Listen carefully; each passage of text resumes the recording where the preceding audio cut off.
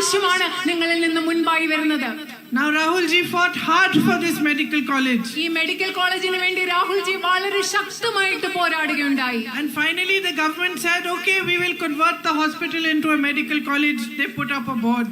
പക്ഷെ അവസാനം എന്താ സംഭവിച്ചത്? ഗവൺമെന്റ് പറഞ്ഞു ഞങ്ങൾ ഈ ഹോസ്പിറ്റലിനെ ഒരു മെഡിക്കൽ കോളേജ് ആക്കി മാറ്റാം. എന്നിട്ട് അവിടെ മെഡിക്കൽ കോളേജ് എന്നൊരു ബോർഡ് വെച്ചു. But they still have not given you any facilities of a medical college. പക്ഷെ മെഡിക്കൽ കോളേജ് എന്നൊരു ബോർഡ് വെച്ചതല്ലാതെ മെഡിക്കൽ കോളേജിന് വേണ്ട ഒരു സൗകര്യങ്ങളും നിങ്ങൾക്ക് ആ ഗവൺമെന്റ് നൽകിയിട്ടില്ല.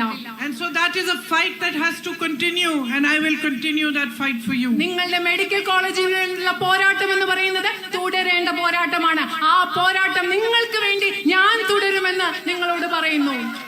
And related to that is also the night ban. അതിനോട് ബന്ധപ്പെട്ടതുള്ളതാണ് രാത്രികാല യാത്രാ നിരോധനം. Because you cannot continue in this situation where somebody in the family falls sick. You neither have the facilities in your area nor can you reach another area. കാരണം നിങ്ങൾക്ക് ഈ സാഹചര്യത്തിൽ എങ്ങനെയാണ് തുടരാൻ പറ്റുക? നിങ്ങളുടെ വീട്ടിൽ ആർക്കെങ്കിലും അസുഖം ഉണ്ടായി നിങ്ങൾക്ക് ഇങ്ങോട്ട് പോകാൻ പറ്റില്ല. അതുപോലെ തന്നെ നിങ്ങൾക്ക് ഇവിടെ അവരെ ചികിത്സിക്കാനുള്ള സൗകര്യം നിങ്ങളുടെ നാട്ടിൽ ലഭ്യവുമല്ല. It is a tragedy that in this day and age people die because they cannot reach a medical facility. ശരിക്കും ഇന്നത്തെ കാലത്ത് മെച്ചപ്പെട്ട ഒരു ആരോഗ്യ സംവിധാനങ്ങളുള്ള ഒരു ആശുപത്രിയിൽ എത്താൻ കഴിയാതെ ജനങ്ങളും ആളുകളും മരിച്ചു പോകുന്നു എന്ന് പറയുന്ന ഇന്നത്തെ കാലത്ത് ഒരു വലിയ ദുരന്തമാണ്. So these are the fights which we have to continue to fight together. ഇതൊക്കെ നമ്മൾ ഒരുമിച്ച് മുൻപോട്ട് കൊണ്ടുപോകേണ്ട പോരാട്ടങ്ങളാണ് ഈ പറഞ്ഞ പോരാട്ടങ്ങൾ എന്നത്. And I want to raise your voice in parliament on every other platform for these fights. ഈ പോരാട്ടങ്ങൾക്ക് വേണ്ടി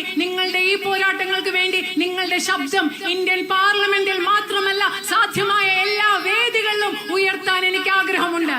But at the same time we also have to have a vision of our own for the future of Wayanad.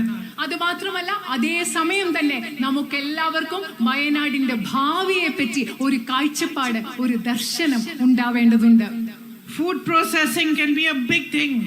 ഇവിടെ ഭക്ഷ്യ സംസ്കരണം എന്ന് പറയുന്നത് വയനാട്ടിൽ ഒരു വലിയ കാര്യമാകാം.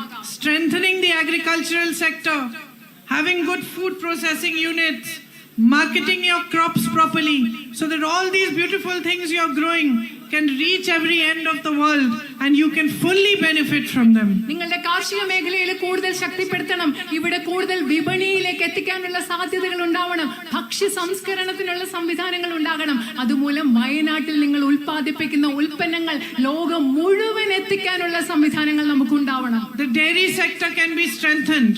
അതുപോലെ തന്നെ നമ്മുടെ ക്ഷീര മേഖല അതിനെ ശക്തിപ്പെടുത്താൻ നമുക്ക് സാധിക്കും. Dairy workers can be included in Manrega. അതുപോലെ തൊഴിലുറപ്പ് പദ്ധതിയുടെ ഭാഗമായിട്ട് നമുക്ക് ക്ഷീര കർഷകരെ അതിൽ ഉൾപ്പെടുത്താൻ സാധിക്കണം. The tourism sector can gain so much strength here. ഇവിടെ അതുപോലെ തന്നെ നിങ്ങളുടെ വിനോദസഞ്ചാര മേഖലയെ നമുക്ക് ഒരുപാട് ശക്തിപ്പെടുത്താൻ സാധിക്കും. If we improve the infrastructure, we improve the publicity to Wayanad, we show the world what a beautiful place it is. ഇവിടുത്തെ അടിസ്ഥാന സൗകര്യങ്ങൾ വികസിപ്പിച്ചാൽ, വയനാടിന് കൂടുതൽ പ്രചാരം കൊടുത്താൽ, ലോകത്തിന് വയനാട് എന്താണെന്ന് കാണിച്ചു കൊടുത്താൽ നമുക്ക് ഇവിടുത്തെ വിനോദസഞ്ചാര മേഖലയെ ശക്തിപ്പെടുത്താൻ സാധിക്കും. And explore the possibilities for eco-tourism, spiritual tourism. ഇവിടെ ആത്മീയമായ വിനോദസഞ്ചാരത്തിന്, പരിസ്ഥിതിയുമായി ബന്ധപ്പെട്ട വിനോദസഞ്ചാരത്തിനെല്ലാമുള്ള സാധ്യതകൾ നമുക്ക് കൂടുതൽ അന്വേഷിച്ച് കണ്ടുപിടിക്കേണ്ടിയിരിക്കുന്നു.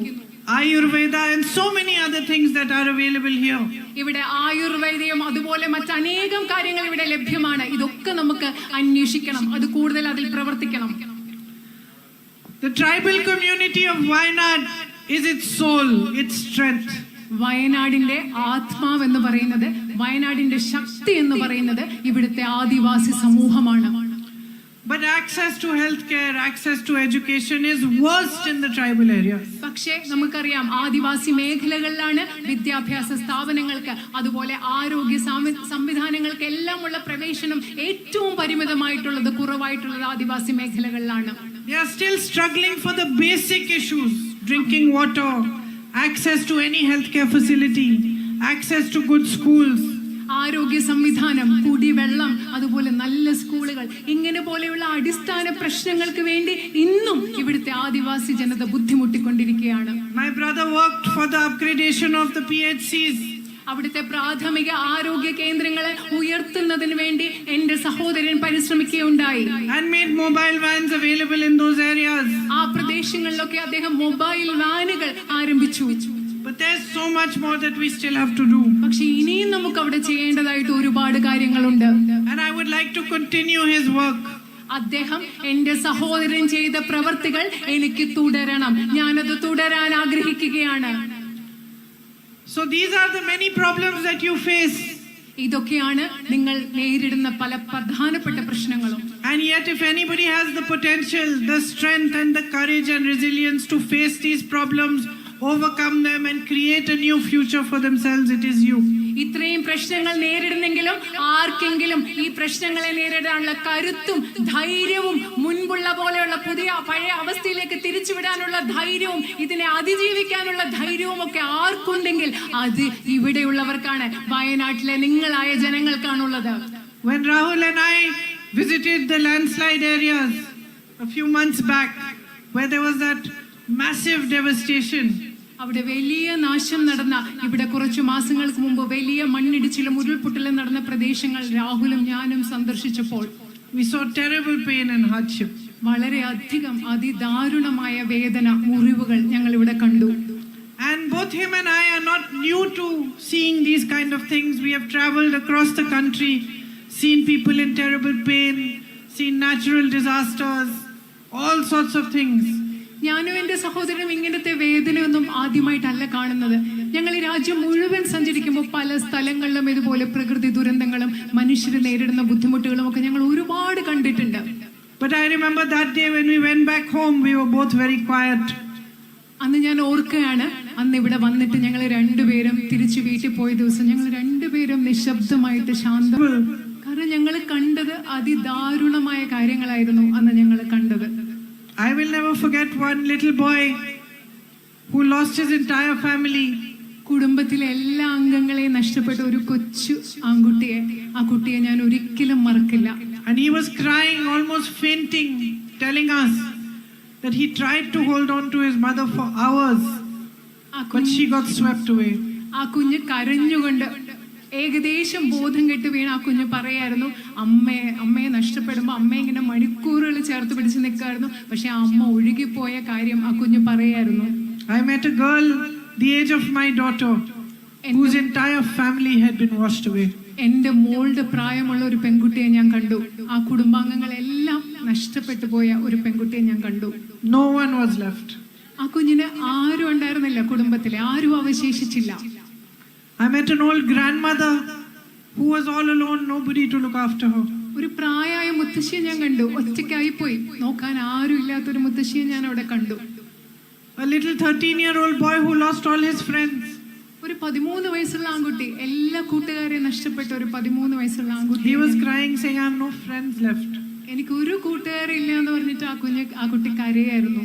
And yet what struck both Rahul and me was the way in which you came together to help each other. പക്ഷേ ഈ സാഹചര്യത്തിൽ എന്നെ മനസ്സിൽ ബാധിച്ച് ചിന്തിപ്പിച്ച ഒരു കാര്യം, നിങ്ങൾ എങ്ങനെയാണ് ഈ സാഹചര്യത്തിൽ ഒരുമിച്ച് വന്ന് പരസ്പരം സഹായിച്ചു എന്ന കാര്യമാണ് ഞങ്ങളെ സ്പർശിച്ചത്. Even these little children, the old grandmothers, the people who had lost everything were dignified. അത് മാത്രമല്ല, ഈ കൊച്ചു കുട്ടികള്, ഈ മുത്തശ്ശിമാര്, ജീവിതത്തിൽ എല്ലാം നഷ്ടപ്പെട്ട ഈ മനുഷ്യര് എത്ര അന്തസ്സോടുകൂടിയാണ് ആ സാഹചര്യത്തെ നേരിട്ടത്. They were strong. അവര് ധൈര്യത്തോടെയായിരുന്നു ഇരുന്നത്. And they were held close by your community. നിങ്ങളെന്ന് പറയുന്ന ഈ സമുദായം, ഈ വയനാട്ടിലെ ജനങ്ങളെല്ലാം ഒരുമിച്ച് ഈ സമൂഹം അവരെ ചേർത്ത് പിടിച്ചു. Nobody was asking, are you Christian? Are you Muslim? Are you Hindu? Nobody was asking. ആരും അങ്ങോട്ടും ഇങ്ങോട്ടും ചോദിച്ചില്ല, നിങ്ങൾ ക്രിസ്ത്യാനിയാണോ, നിങ്ങൾ ഹിന്ദു ആണോ, നിങ്ങൾ മുസ്ലിം ആണോ എന്ന് ആരും ചോദിച്ചില്ല.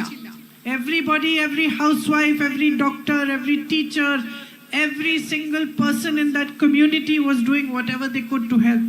എല്ലാവരും, ഒരു ഡോക്ടർ ആവട്ടെ, ടീച്ചർ ആകട്ടെ, ഒരു വീട്ടമ്മയാകട്ടെ, ഈ സമൂഹത്തിലുള്ള എല്ലാവരും അങ്ങോട്ടും ഇങ്ങോട്ടും പരസ്പരം സഹായിക്കാൻ സാധ്യമായതൊക്കെ ചെയ്യുകയായിരുന്നു.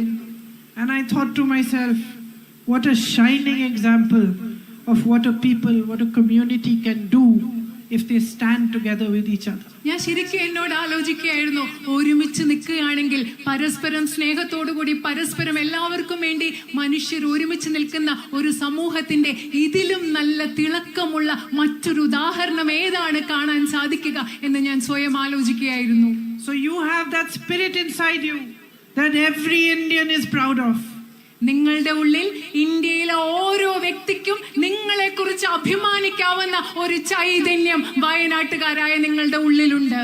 And I am proud, I am honored, and I am grateful that I have got this opportunity to stand for election from here. ഇവിടെ നിന്ന് ഒരു തെരഞ്ഞെടുപ്പിൽ മത്സരിക്കാനുള്ള ഒരു അവസരം എനിക്ക് കിട്ടിയതിൽ എനിക്ക് അഭിമാനമുണ്ട്. അത് എനിക്കുള്ള ആദരവാണ്. അതിനുവേണ്ടി ഞാൻ നിങ്ങളോട് കടപ്പെട്ടിരിക്കുന്നു. I am proud to be a part of your family. നിങ്ങളുടെ കുടുംബത്തിന്റെ ഭാഗമാകാൻ എനിക്ക് അഭിമാനമുണ്ട്. Grateful for the honesty and the love with which you are receiving me and welcoming me everywhere. നിങ്ങൾ ഏത് സത്യസന്ധതയോടുകൂടി ഏത് സ്നേഹത്തോടുകൂടിയാണ് എന്നെ സ്വീകരിക്കുന്നത്, അതിന് ഞാൻ നിങ്ങളോട് നന്ദിയുള്ള ആളാണ്. And I want to tell you from my heart to yours, I will not let you down. ഞാൻ എന്റെ ഹൃദയത്തിൽ നിന്ന് നിങ്ങളുടെ ഹൃദയങ്ങളോട് പറയാൻ ആഗ്രഹിക്കുന്നു, ഞാൻ ഒരിക്കലും നിങ്ങളെ നിരാശപ്പെടുത്തില്ല എന്ന് പറയാൻ ആഗ്രഹിക്കുന്നു. You will not feel my brother's absence. നിങ്ങൾക്ക് എന്റെ സഹോദരന്റെ അസാന്നിധ്യം ഒരിക്കലും നിങ്ങൾക്ക് അനുഭവപ്പെടില്ല. And I will come to as many of your houses as possible. I will reach out to as many of you as possible. And I will understand your problems. I will stand side by side with you in your sadness, in your happiness, in your struggles. I will fight for you. ഞാൻ എനിക്ക് പറ്റുന്നിടത്തോളം ഞാൻ നിങ്ങളുടെ വീടുകളിൽ വരും. നിങ്ങളോട് വന്ന് എനിക്ക് സംസാരിക്കണം. നിങ്ങളുടെ പ്രശ്നങ്ങൾ എന്താണെന്ന് എനിക്ക് മനസ്സിലാക്കണം. നിങ്ങളുടെ സുഖത്തിൽ, നിങ്ങളുടെ സന്തോഷങ്ങളിൽ, നിങ്ങളുടെ ബുദ്ധിമുട്ടുകളിൽ, നിങ്ങളുടെ കഷ്ടപ്പാടുകളിൽ നിങ്ങളോട് ഒരുമിച്ച് എനിക്ക് നിൽക്കണം. Thank you very much for listening to me today and for being here. ഇവിടെ വന്നതിനും എന്നെ കേട്ടതിനും ഞാൻ നിങ്ങളോട് വളരെയധികം നന്ദി പറയുന്നു. I'll come back soon and see you again. ഞാൻ വേഗം തിരിച്ചു വന്ന് നിങ്ങളെ